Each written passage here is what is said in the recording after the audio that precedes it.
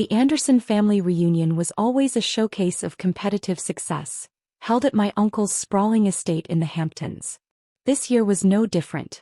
Luxury cars lined the circular driveway like a high-end dealership, and designer labels flickered in the summer sun like warning signs. I parked my modest Toyota Camry between my cousin Blake's Ferrari and my sister Jessica's Mercedes. The contrast wasn't lost on me, but then again that was the point. Let them see exactly what they expected to see. Emily. My mother's voice carried across the manicured lawn, a mixture of obligation and disappointment. You made it. And you're wearing that. I smoothed down my simple blue dress, a piece that looked Target clearance but was actually hand-tailored Italian silk. Hello, Mom. The backyard was a sea of calculated success. Doctors, lawyers, investment bankers. The Andersons had produced a generation of respectable professionals. And then there was me, the black sheep who'd walked away from medical school to open what they called my little experiment in retail. Still playing shopkeeper? Blake smirked, swirling his champagne. He was an investment banker now, or at least that's what his Instagram bio claimed. Must be nice, such a simple life. Jessica, now a corporate lawyer, joined him. God, Em, at least tell me you've hired someone to watch the store while you're here. Wouldn't want to miss out on those crucial scented candle sales. They laughed, that practiced sound of people who thought they were better than they were. If they'd bothered to actually visit my store, they would have noticed it wasn't just any boutique. Sage and Stone had started as a small shop 5 years ago, yes. But now it was the testing ground for what had become Intuitive Retail Solutions (IRS). My real company. The small shop was where I pioneered the automated retail technology that was about to revolutionize the entire industry. Every customer interaction, every purchase pattern, every subtle consumer behavior was analyzed by my proprietary AI system. The results? A predictive retail model that major corporations were desperately trying to replicate. But my family didn't know that. They didn't know about the patents, the silent acquisitions, or the deals I'd been negotiating for the past year. They definitely didn't know about tomorrow's announcement, the one that would turn their carefully constructed hierarchy upside down. Emily, my Uncle Robert boomed, surprised you could afford the trip up. Times must be good in the scented candle business. I took a sip of water, letting his condescension wash over me. Uncle Robert, the family patriarch since my father passed, had been particularly vocal about my waste of potential. He'd called my decision to leave medical school a temporary insanity that would sort itself out when reality hits. Reality was about to hit, all right, just not the way he expected. Business is steady, I said quietly. How's the hospital administration treating you? He puffed up immediately. Just got appointed to the board of directors at Metropolitan. We're implementing a new retail pharmacy system across all locations. Something you wouldn't understand, of course. Real business, big numbers. I bit back a smile. Metropolitan was one of the hospital groups bidding for my technology. They just didn't know it was mine. Like every other major retailer and healthcare provider, they'd been negotiating with IRS through layers of corporate anonymity. Speaking of business, Blake chimed in. Did anyone see the rumors about tomorrow's big tech announcement? Some companies supposedly revolutionizing retail automation. Dad's firm is trying to get in on the IPO. Now that got my attention. Blake's father, Uncle Peter, ran one of the largest investment firms in the city. They'd been aggressively pursuing information about IRS for months, trying to identify the founders before the company went public. Heard it's worth billions, Jessica added. Unlike some people's little shops. The TV inside was playing CNBC, muted but visible through the patio doors. Tomorrow that same channel would announce the largest retail technology acquisition in history. My company IRS wasn't going public. We were buying out our biggest competitor, effectively controlling 70% of the automated retail market. How much did your shop make last year, Emily? Uncle Robert asked, not bothering to hide his disdain. Enough to cover rent at least? I thought about the acquisition papers in my hotel safe, the ones with tomorrow's date and a lot of zeros. It covers the essentials. You know, my mother started, that familiar tone of intervention creeping in. Dr. Matthews at Metropolitan is always looking for research assistants. It's not too late to get back on track. Thanks, Mom, but I'm happy where I am. Happy? Blake scoffed. Running a glorified gift shop? Come on, Emily. Even you can't be that delusional. I checked my phone discreetly. An email from my CEO account waited. Final contracts signed. Press embargo lifts at 9 a.m. Eastern Standard Time. Sometimes, I said carefully, success doesn't look the way people expect it to. Oh please, Jessica rolled her eyes. Spare us the small business owner philosophy. Some of us have real careers to discuss. The afternoon wore on, a parade of thinly veiled insults and competitive accomplishments. I sat quietly, letting them assume my silence was shame rather than restraint. Let them have their moment. Tomorrow would be interesting enough. As the sun began to set, Uncle Robert gathered everyone for the traditional family photo. Emily, he called, you can stand in the back. Behind Blake and Jessica. They're wearing the proper attire. I took my place, this supposed failure in a sea of success. My phone buzzed again. Another email from my corporate account. NYSE opening bell ceremony confirmed for Monday. Car will pick you up at 8 a.m. Smile, the photographer called. I did smile, but not for the camera. I smiled because in less than 12 hours, every assumption they'd made about me would shatter like the champagne glasses they'd drop when the news hit. The black sheep was about to become the wolf in sheep's clothing. And family reunions would never be the same. I woke up in my suite at the Four Seasons. Not that my family knew I wasn't staying at the Holiday Inn they'd recommended, given my budget. The morning sun was just breaking over Manhattan, and my phone was already buzzing with secure messages from my executive team. Market opens in 3 hours. Press release finalized. CNBC interview confirmed for 10 a.m. I ordered breakfast to my room, French pressed coffee and avocado toast that cost more than what my family thought I made in a day. The TV was already tuned to CNBC, where financial analysts were speculating about today's major market announcement. Sources say this could be the biggest retail tech acquisition of the decade, one analyst reported. But the real story is the mysterious CEO behind IRS. No one seems to know who's really running the company. I smiled, taking a sip of coffee. They'd know soon enough. My phone rang, it was Jessica. Hey we're all having breakfast at Uncle Robert's. Mom says you should come. Blake's going to tell us about his new partnership position.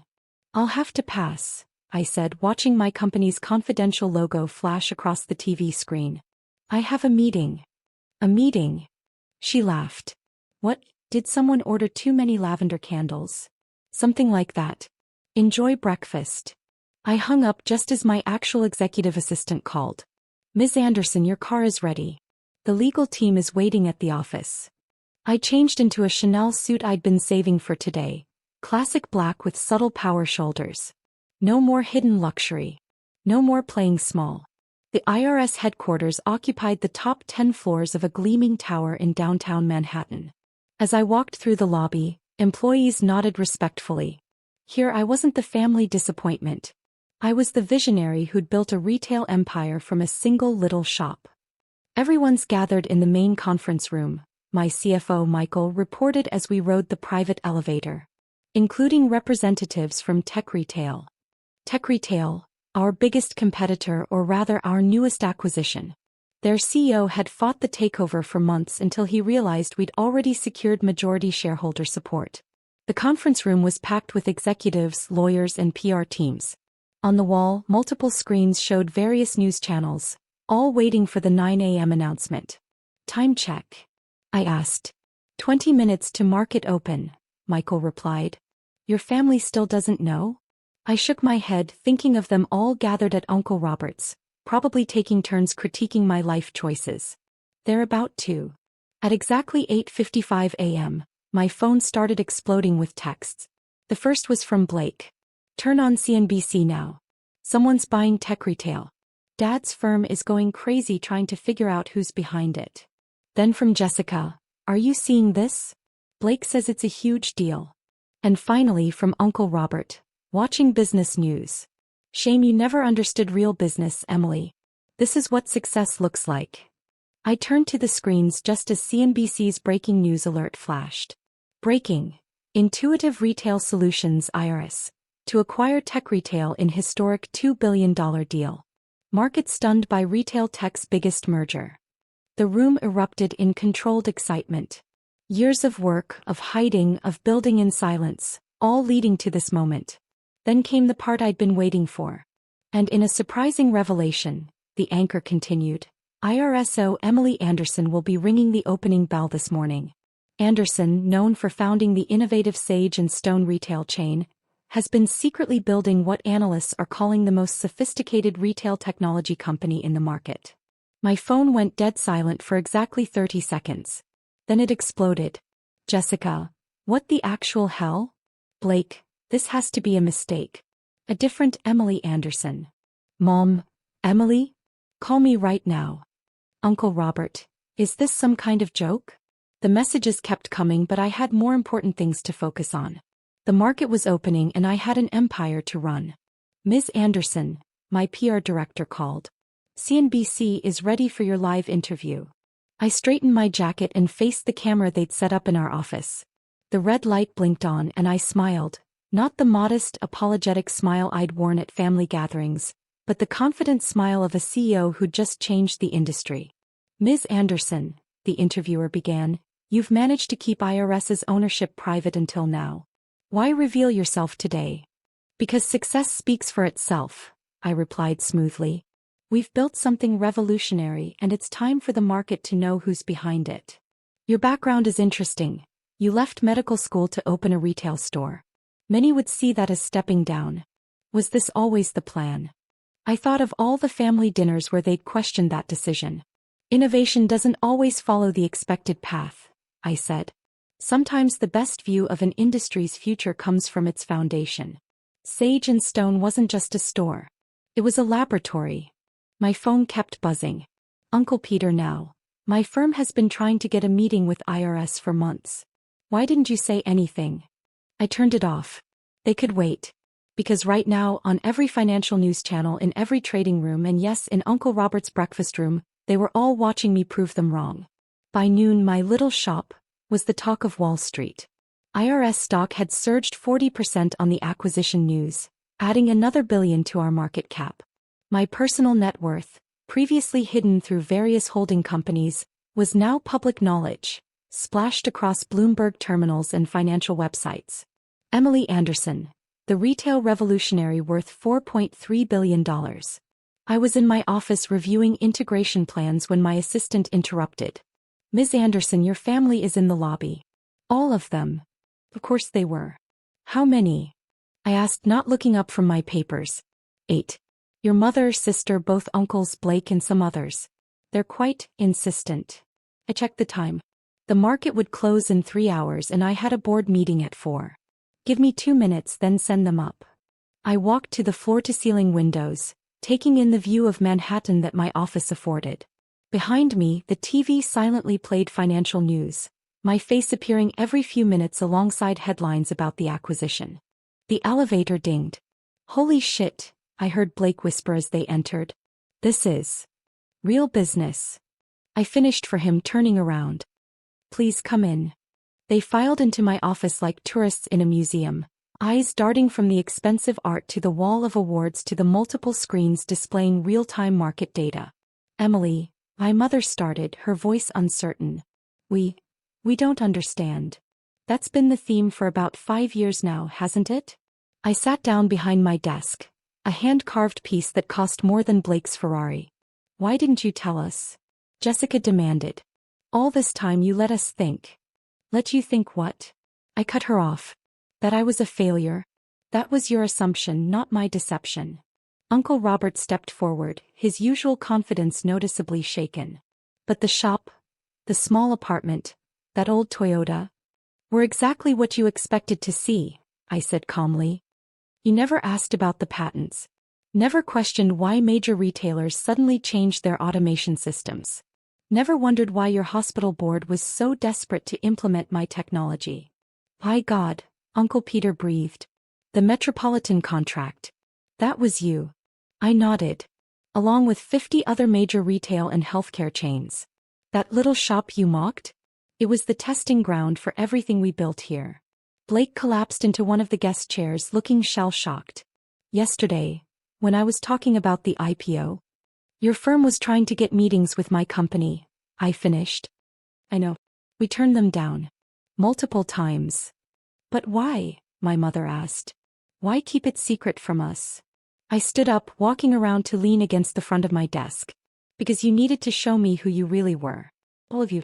Every dismissive comment, every condescending suggestion, every time you called my work small or insignificant, you showed me exactly why I couldn't trust you with the truth. The silence that followed was deafening. Ms. Anderson, my assistant's voice came through the intercom. The integration team is ready for you, and NASDAQ called about tomorrow's market opening. Thank you, Sarah. I'll be right there. I straightened up, smoothing my jacket. I have a company to run. Several, actually. Emily, wait. Jessica stepped forward. We're family. You can't just. Family. I laughed softly. Yesterday you wouldn't even let me stand next to you in the photos. Now you want to claim me.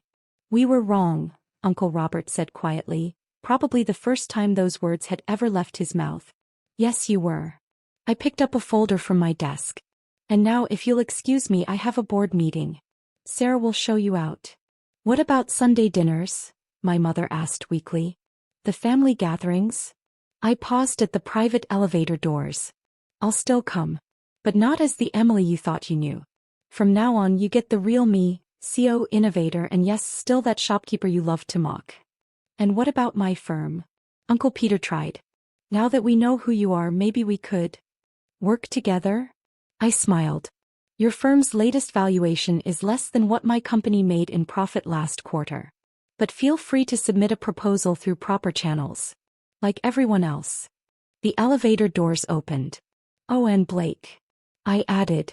About that simple life comment? Running a multi-billion-dollar company is many things, but simple isn't one of them.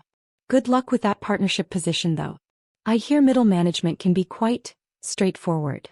As the elevator descended, I could see my reflection in its polished doors. No more hiding. No more diminishing. This was who I'd been all along. They just never bothered to look past their own assumptions. My phone buzzed with a text from my PR team. Forbes cover confirmed. Interview next week. I smiled, thinking of all the family members who proudly displayed their local business magazine features. Wonder how they'd feel about seeing their little shopkeeper on the cover of Forbes? The board meeting went smoothly.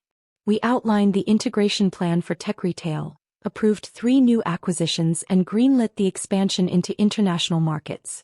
By the time the market closed, IRS had become the most talked about company in retail tech. That evening, as I sat in my real home, a penthouse overlooking Central Park, I received one last text from my mother. I didn't see you. All these years I didn't really see you. I'm sorry. I looked at the message for a long time before replying. You saw what you wanted to see. But now you'll see exactly who I am. Sunday dinner is at my place this week. I'll send a car.